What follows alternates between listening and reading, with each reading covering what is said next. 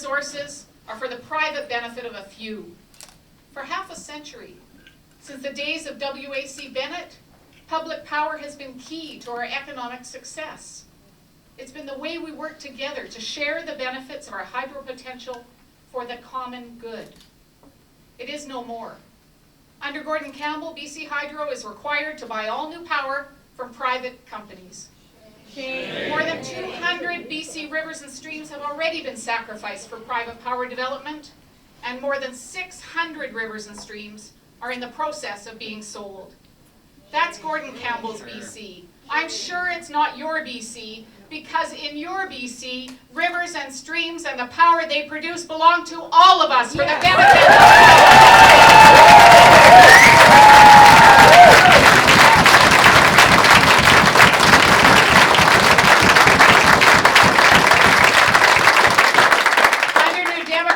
our forests, our rivers, and our streams will never be sold off to the highest bidder. They'll stay in BC hands.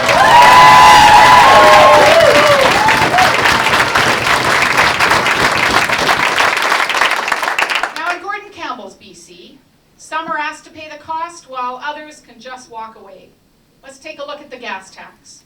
Campbell's gas tax puts an added burden on average people. Low-income workers, people living in rural communities, many with no other options. But the big polluters get off scot-free. And now Campbell wants to raise that tax this year and next year and the year after that, not to help climate change. Because under Gordon Campbell's plan, emissions still go up. That's why the New Democrats will eliminate the gas tax, because we're going to bring in climate solutions that work, that make sure we address the real environmental challenges facing British Columbia.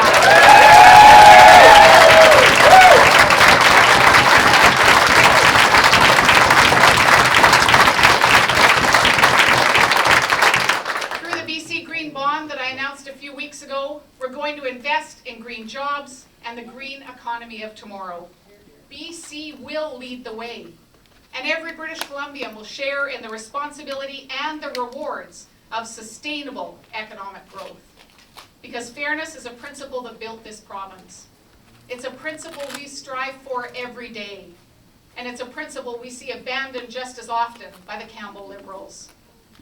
If you're working for minimum wage, every day, as you know, is a struggle to keep a roof over your head and food on the table. Gordon Campbell gave himself a big pay raise, but after 8 years, he's still frozen the wages of our lowest paid workers. In Gordon Campbell's BC, the hard work of the working poor doesn't matter.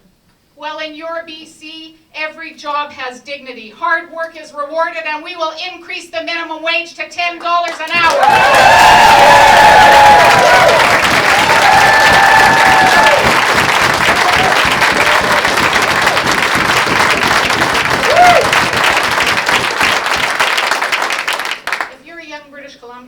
Just starting out, too many doors to opportunity are being shut in your face. Tuition fees have skyrocketed. Student debt has gone through the roof. In Gordon Campbell's BC, opportunity is only available if you can afford it.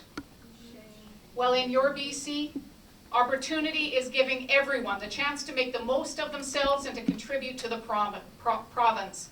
And New Democrats will make sure that we invest in people, open the doors for opportunity for every young person who wants to succeed.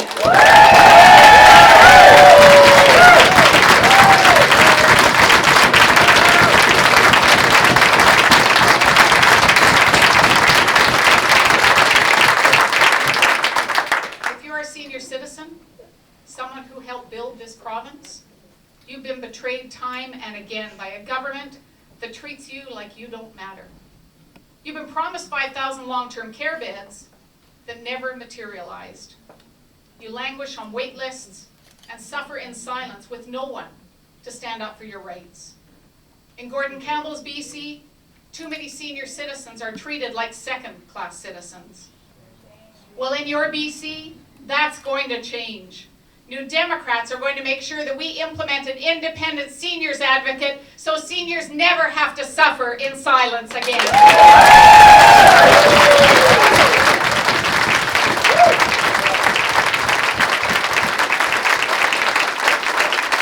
In your to be treated with dignity. Now, if you're a forest worker, you've watched thousands of jobs disappear and mills close. You know that markets go up and down, but you also expect your government to do more than just sit back and watch your community suffer. In Gordon Campbell's BC, the government is a spectator to the collapse of the forest industry. In your BC, the government will stand with forest workers and communities, will support the communities and workers through the transition, and will demand BC's fair share from Ottawa to help our struggling industries here in BC.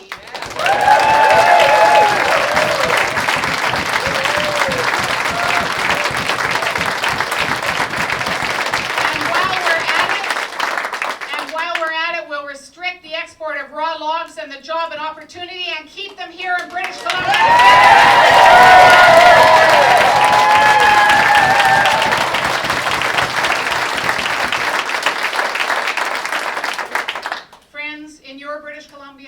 Everyone matters. And that's the stark contrast between two visions of the future. Two visions that people are going to take a look at in this campaign.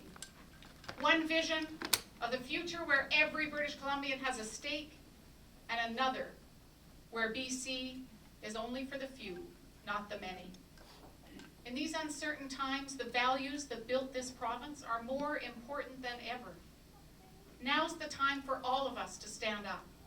It's the time for all of us to speak out, to take back our province for the people who live here, because this is our home. This is where we live, where we work, where we raise our families. Our public assets, our resources, our shared heritage as British Columbians should work for all of us, not just for Campbell's well-connected friends. In this election, we will be asking British Columbians to join with us to take back your BC, the place we love and cherish. We're going to present bold, positive, and caring initiatives to work together to make life better for people in BC. We will campaign to restore respect for seniors, create opportunities for young people, and increase security for working families. We will campaign to transform Gordon Campbell's BC into a place we can all be proud of, to truly make it your British Columbia once again.